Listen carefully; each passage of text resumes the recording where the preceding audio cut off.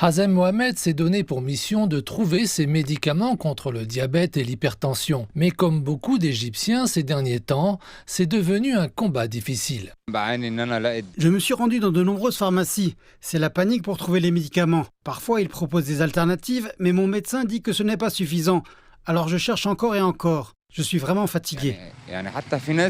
En Égypte, les médicaments sont parmi les moins chers du monde grâce aux subventions étatiques et au plafonnement des prix de tous les médicaments afin de les rendre abordables pour la majorité des personnes à faible revenu.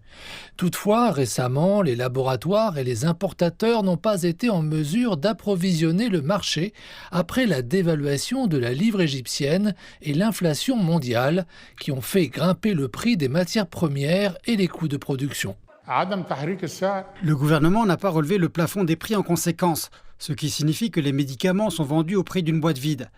Cela a entraîné d'importantes pertes pour les laboratoires et les importateurs. Ainsi, la plupart des laboratoires ont arrêté leur production en début d'année. En réponse, les autorités ont annoncé ce qu'elles appelaient une liste de prix équitable, dans laquelle les prix de 1600 produits augmenteront entre le mois d'août et la fin de l'année. Les médicaments entrant dans le traitement de maladies chroniques augmenteront de 10 à 30%, tandis que les médicaments destinés aux maladies non chroniques augmenteront de 30 à 50%.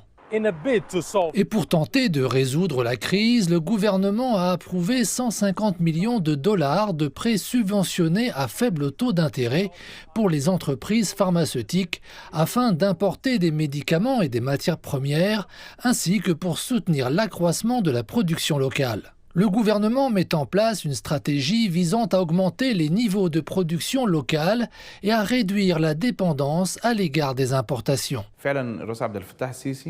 La ville pharmaceutique lancée par le président Abdel Fattah el-Sisi il y a 2 ans est essentielle pour se concentrer sur la fabrication de produits pharmaceutiques, en particulier les médicaments contre le cancer et la biomédecine.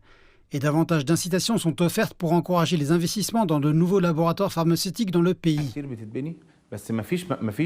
L'objectif est que le nombre de médicaments manquants passe d'1 millier à moins de 300 d'ici septembre et qu'il n'y ait plus de pénurie du tout d'ici le début de 2025.